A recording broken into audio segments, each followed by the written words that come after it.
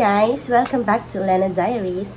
And for today's video, not magmumukbang, but we're gonna be tasting itong mga kakanin na binili namin ni Habi sa Marikina Market.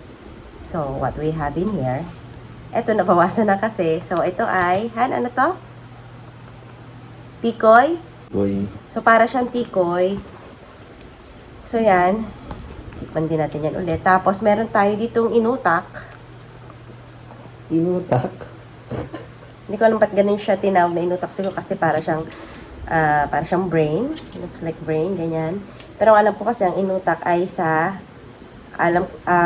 origin niya ay sa Pateros. Kasi dati akong taga Pateros.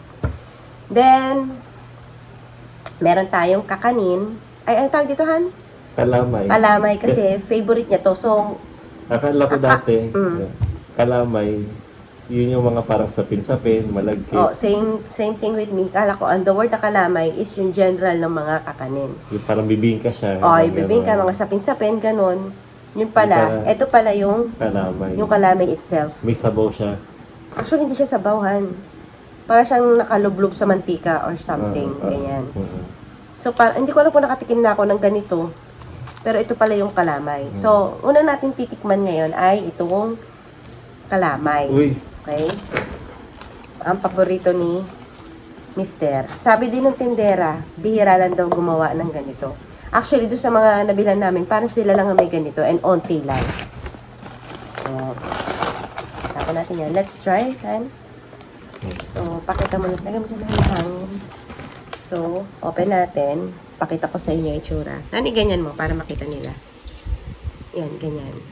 So, buksan natin. Tcharan! Charan. So, para siyang nasa lublob sa mantika.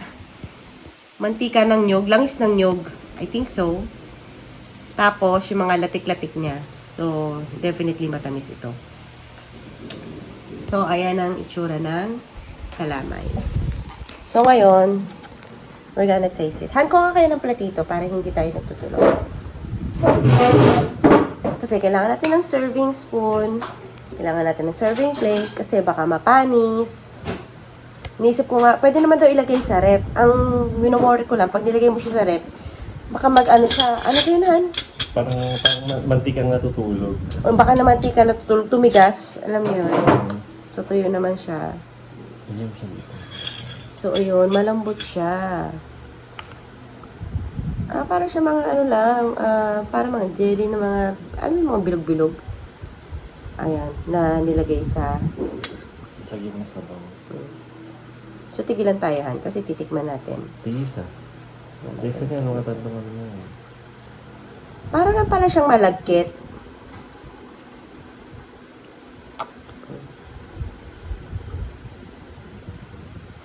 Yung kakanin na yun nasa ibabaw na yun. Ano yan, latik yan, Han? Yan, okay na yan? Ayan, okay na yan. So, yan pala yung palamay.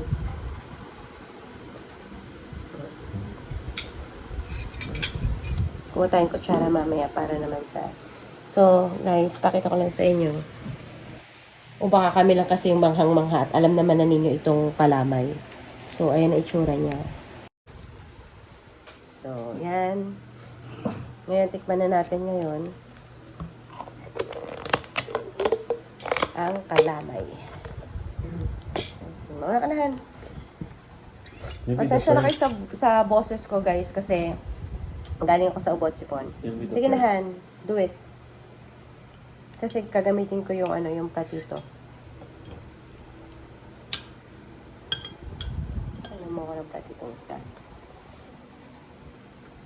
Tanggalin mo, Han. So, let's taste. Sana malasahan ko siya.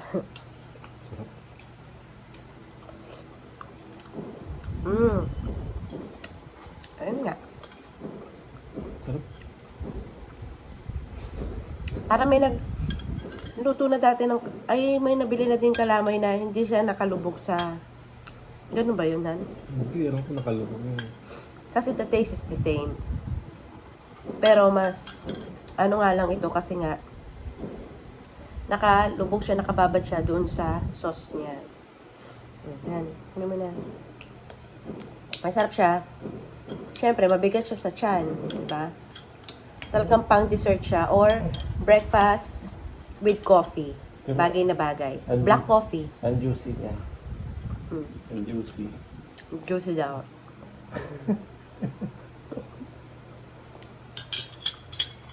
Ako na. Huwag na. Ang sarap. Sarap, no? Hmm.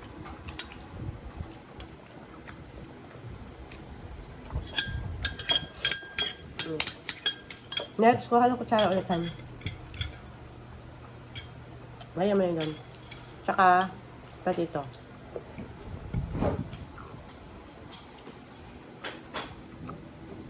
Ay, yung malakit sa bola-bola ba yun? Bilo-bilo. Ayun. Same din yun yung malakit na yun na puti.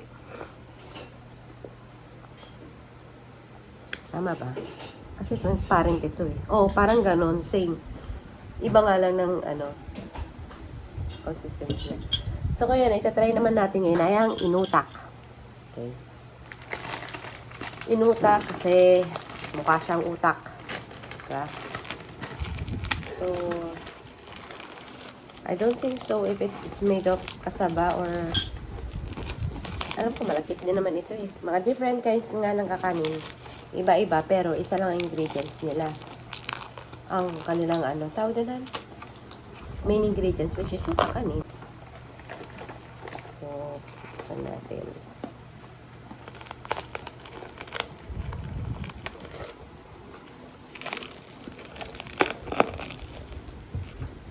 Ha, natikman mo na ba ito? Hindi pa.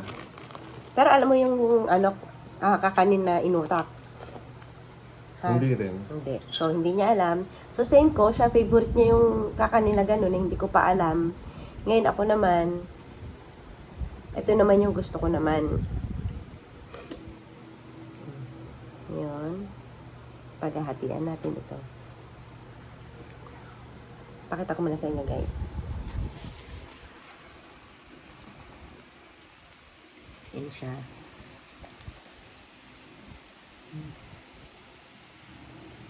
Ito yung itsura niya.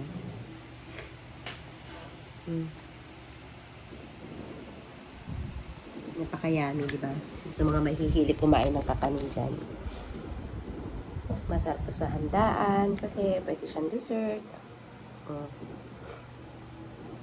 Nakatawa lang kasi ang dami ito sa Marikina. Sa palengke ng Marikina. Uy, So, yan, Han. may So, ubi siya? I don't think so kung ubi yan. I'm not sure. Pero kasi purple eh. So, hindi ko alam. Kasi, yung sa pateros, ang alam kong inutak is color white. So, hindi ko alam kung ito ay kinulayan lang nila. Pero malalaman natin yan kung ubi pa talaga yan. Ubi inutak. Pero, doon naman kasi sa balot, wala naman nakalagay na nag-flavor sila eh. Nagkaroon ng new innovations, you know. So, let's gonna try this. Uy, Tikman natin. uy, sarap. Uy, Sarap. uy. Ako din. I cannot explain the taste. Uy, hindi Very fine yung consistency ng yung kakanin. Super lambot. Para siyang ice cream na. Almost pa ice cream na siya. Oo nga. Yung consistency niya. Nagme-melt into your mouth. Tsaka juicy. Juicy na naman. Juicy din. Juicy ka, Sarap. juicy. Very fine yung niya. Sarap na Han. Oh, juicy. No? Oh, nagkikrib ako sa juicy. Sige lang. Okay na. Tapos na tayo sa inutak. So, try naman natin ngayon itong tikoy. Uy, Hindi ko alam kung tikoy ba to or what. Kasi nung kinasal yung kapatid ko, doon sa Tikoy. grazing table nila, may tikoy. Yung mga maliliit lang. tikoy. Ay, grabe. Super sarap. Kaya nung nakita ko to sa palengke, sabi ko, bibili kami ni Honey. So, Merong maliit, may malaki, pero para siyang espasol ang style, pero hindi siya espasol nohan. Hindi. Hindi siya espasol. Para siyang para siyang tikoy na may toppings. Ayun, tikoy na may toppings. Tsaka mani siya eh, mani. Mani yan. So, ngayon, titikman na natin ngayon.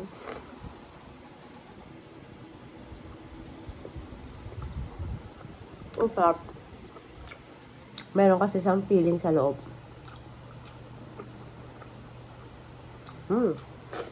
May feelings. The feelings. With may feelings. Mm-hmm. Parang gusto ko niyan May feelings. Tignan mo. Tatry ko din Bagay na bagay talaga siya sa kape.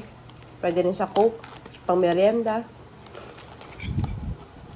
Yun. Kung papipiliin ako anong gusto ko sa kanilang tatlo, lahat. Walang tulak kabigim. Masarap silang lahat. So, yun lang guys. Sarap. Hope you like my video. Thank you so much. Sarap. Thank you for watching. So, yun guys. Thank you so much again. Bye! Hey,